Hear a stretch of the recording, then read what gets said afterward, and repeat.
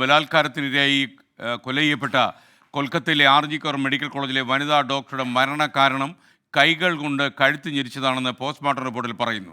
Doctor ക്രൂര ബലാത്സംഗത്തിനിരയായെന്നും റിപ്പോർട്ടിലുണ്ട്. Postmortem റിപ്പോർട്ടിൻ്റെ പകർപ്പ് 24-ന് കിട്ടി. ബൽറാം നെടുക്കാടി കൊൽക്കത്തയിൽ നിന്നും ലേറ്റസ്റ്റ് വിവരങ്ങളുമായി തത്സമയം ചേരുന്നു. ബൽറാം, വിശദാംശങ്ങൾ എന്തൊക്കെയാണ്?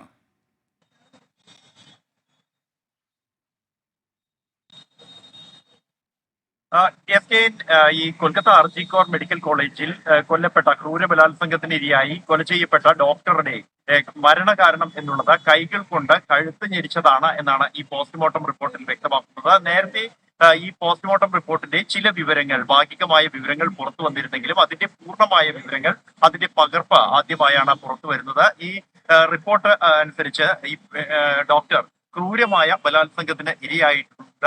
വലിയ തോതിലുള്ള ലൈംഗിക അതിക്രമങ്ങളാണ് ഈ ഡോക്ടർക്ക് നേരെ ഉണ്ടായിരിക്കുന്നത്. ശരീരത്തിൽ പലയിടത്തായി പരിക്കുകളുണ്ട്. 14 പരിക്കുകൾ ശരീരത്തിന്റെ വിവിധ ഇടങ്ങളിലായി കണ്ടെത്തിയതായാണ് ഈ പോസ്റ്റ്മോർട്ടം റിപ്പോർട്ടിൽ പറയുന്നത്. വിരലുകൾ ഞെരിച്ചൊടിച്ച രീതിയിലുള്ളതായിരുന്നു.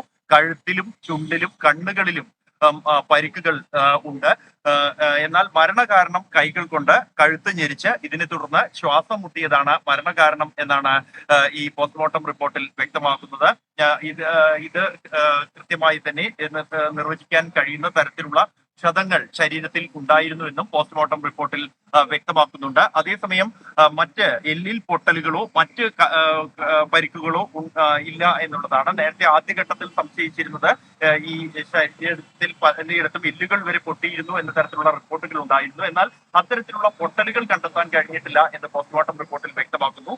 ഈ മാസം 11-നാണ് ഈ പോസ്റ്റ്മോർട്ടം റിപ്പോർട്ട് തയ്യാറാക്കിയിരിക്കുന്നത്. എന്നാൽ അതിന്റെ വിവരങ്ങൾ പുറത്തുവിടാൻ തയ്യാറായിരുന്നില്ല. വിദ്യാർത്ഥികൾ അടക്കമുള്ളവർ നിരന്തരം ആവശ്യപ്പെട്ട ശേഷവും ആ കാര്യം റിപ്പോർട്ട് പുറത്തുവിടാൻ അധികൃതർ തയ്യാറായിരുന്നില്ല. തുടർന്ന് കോടതിയിൽ ഉൾപ്പെടെ ഡോക്ടർമാർ അക്കാര്യം ഉന്നയിച്ചിരുന്നു. ഈ കൊല്ലപ്പെട്ട പെൺകുട്ടിയുടെ മാതാപിതാക്കൾ അടക്കമുള്ളവർ ഈ റിപ്പോർട്ട് ആവശ്യപ്പെട്ടിരുന്നെങ്കിലും അത് പുറത്തുവിടാൻ പോലീസോ മറ്റു അധികൃതരോ തയ്യാറായിരുന്നില്ല. സാധാരണഗതിയിൽ ഇത്തരത്തിലുള്ള ചർച്ച ചെയ്യപ്പെടുന്ന റിപ്പോർട്ടുകൾ ദേശീയ തലത്തിൽ തന്നെ വിഷയമായ ഒരു സംഭവത്തിലെ പോസ്റ്റ്മോർട്ടം റിപ്പോർട്ട് പുറത്തുവിടുന്നതിനും അധികൃതർ മടി കാണിച്ചതാണ് ഇതിൽ ദുരൂഹത വർദ്ധിക്കാൻ ഇടയാക്കിയത്. എന്തായാലും റിപ്പോർട്ടിന്റെ പൂർണ്ണ രൂപമാണ് പുറത്തു വന്നിരിക്കുന്നത്. അതിന്റെ പകർപ്പാണ് 24-നും ലഭിച്ചിരിക്കുന്നത്. അതിക്രൂരമായ ബലാത്സംഗമാണ് ഈ പെൺകുട്ടിക്ക് നേരെ ഉണ്ടായത്, ഡോക്ടർക്ക് നേരെ ഉണ്ടായത് എന്ന് വ്യക്തമാക്കുന്നതാണ് ഈ റിപ്പോർട്ട്.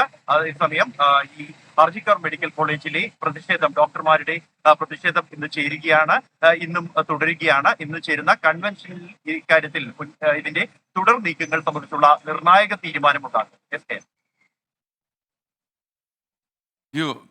ബൽറാം നെടുങ്ങാടി.